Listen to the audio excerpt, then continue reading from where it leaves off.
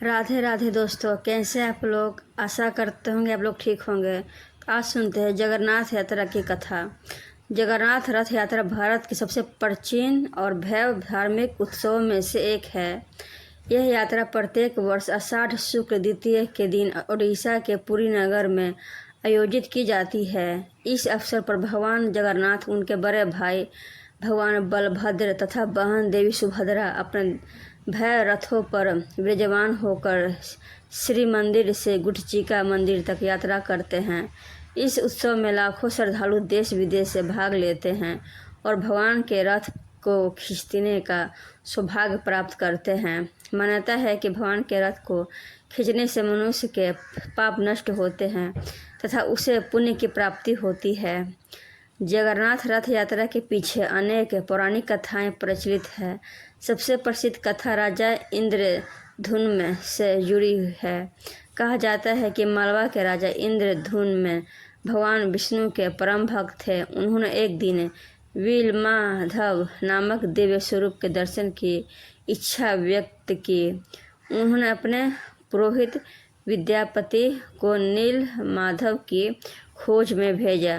बहुत खोजबीन के बाद विद्यापति को पता चला कि सबर जाति के प्रमुख विश्व वसु गुप्त स्थान पर नीलमाधव की पूजा करते हैं।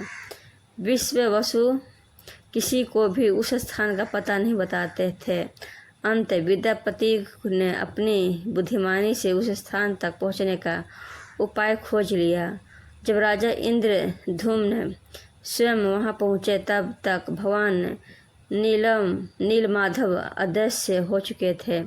राजा अत्यंत दुखी हुए और उन्होंने कठोर तपस्या आरंभ कर दी। उनकी भक्ति से प्रसन्न होकर भगवान विष्णु ने स्वयं प्रकट दर्शन दिए और कहा कि समुद्र तट पर एक दिव्य काठ लकड़ी का विशाल लट्टा मिलेगा, उसी से उनकी मूर्ति बनाई जाए। कुछ समय बाद समुद्र की लहरों के साथ एक दिव्य काठ पुरी के तट पर आ पहुंचा। राजा ने अनेक लोगों से उसे उठाने का प्रयास किया, लेकिन कोई सफल नहीं हुआ।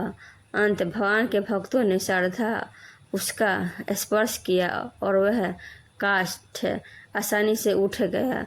तभी एक वृद्ध कढ़ई के रूप में स्वयं भगवान विश्वकर्मा प्रकट हुए। उन्होंने शर्त रखी कि वे बंद कमरे में मूर्तियां बनाएंगे और जब तक कार्य पूरा ना हो जाए कोई भी द्वार नहीं खोलेगा। कई दिनों तक भीतर से किसी प्रकार की आवाज नहीं आई। रानी गुटचिका को चिंता हुई कि कहीं वृद्ध बढ़ई के साथ कोई अनहोनी ना हो गई हो। उन्होंने राजा से द्वार खोलने का आग्रह किया।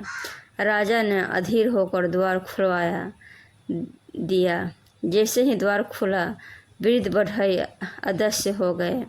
मूर्तियां अधूरी अवस्था में थी। भगवान जगन्नाथ बलभद्र और सुभद्रा के साथ पांव पूर्ण रूप से निर्मित नहीं थे। तभी आकाशवाणी हुई कि भगवान इसी रूप में पूजे जाना चाहते हैं। तभी से इन तीनों देवताओं की इसी अद्भुत स्वरूप में पूजा की जाती है। रथ यात्रा से जुड़ी एक अन्य कथा श्री कृष्ण उनकी बहन सुभद्रा से संबंधित है। कहा जाता है कि एक बार देवी सुभद्रा ने अपने दोनों भाइयों श्री कृष्ण और बलराम से द्वारिका नगरी का भ्रमण कराने की इच्छा व्यतीत की। दोनों भाइयों ने उन्हें रथ पर बिठाकर नगर की यात्रा कराई। इसी घटना की स्मृति में प्रतिवर्ष भगवान जगन्नाथ, बलभद्र और सुभद्रा रथ पर सवार होकर नगर भ्रमण करते हैं। इसे ही जगन्नाथ रथ यात्रा कहा जाता है। रथ यात्रा के दौरान 3 विशाल रथ तैयार किए जाते हैं। भगवान जगन्नाथ के रथ का नाम नंदीघोष, भगवान बलभद्र के रथ का नाम ताड़ध्वज तथा देवी सुभद्रा के रथ का नाम दर्पदलन होता है। इन रथों का निर्माण प्रत्येक वर्ष नई लकड़ी से किया जाता है। विशेष प्रकार की लकड़ियाँ का चयन कर शुक्ल कारीगर पारंपरिक विधि से इन रथों का निर्माण करते हैं। प्रत्येक रथ का आकार, रंग और ध्वजा अलग अलग होता है। यात्रा आरंभ होने से पहले पुरी के गजपति महाराज स्वर्ण झाड़ू से रथों की सफाई करते हैं। इस परंपरा को चेरा पहरा कहा जाता है। इसका संदेश यह है कि भगवान के सामने राजा और प्रजा सभी समान हैं। इसके लिए श्रद्धालु विशाल रस्सियाँ की सहायता से रथों को खींचते हुए श्री मंदिर में से लगभग 3 किलोमीटर दूर स्थित गुटचिका मंदिर तक ले जाते हैं।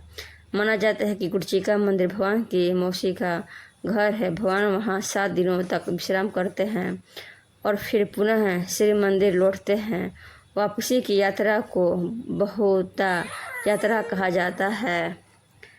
रथ यात्रा केवल एक धार्मिक आयोजन नहीं बल्कि सामाजिक रस्म, समरसता और समानता का प्रतीक है। इस दिन किसी भी जाति, वर्ग, भाषा या देश का व्यक्ति भगवान के दर्शन कर सकता है और रथ खींचने में भाग ले सकता है। यह उत्सव प्रेम, भक्ति, सेवा और मानवता का संदेश देता है। लाखों श्रद्धालु भगवान का जय घोष करते हुए रथ के साथ चलते हैं। इससे पूरी नगर भक्तिमय वातावरण से भर जाता है। जगन्नाथ रथ यात्रा का उल्लेख अनेक प्राचीन ग्रंथों और पुराणों से मिलता है। तो दोस्तों, ये वीडियो आप लोगों को कैसा लगा? अच्छा लगा हो तो लाइक कर देना और कमेंट में जय जगन्नाथ लिख देना। हम इसी तरह के वीडियो रोज़ आप लोगों के लिए लेके आते रहेंगे। जय जगन्नाथ।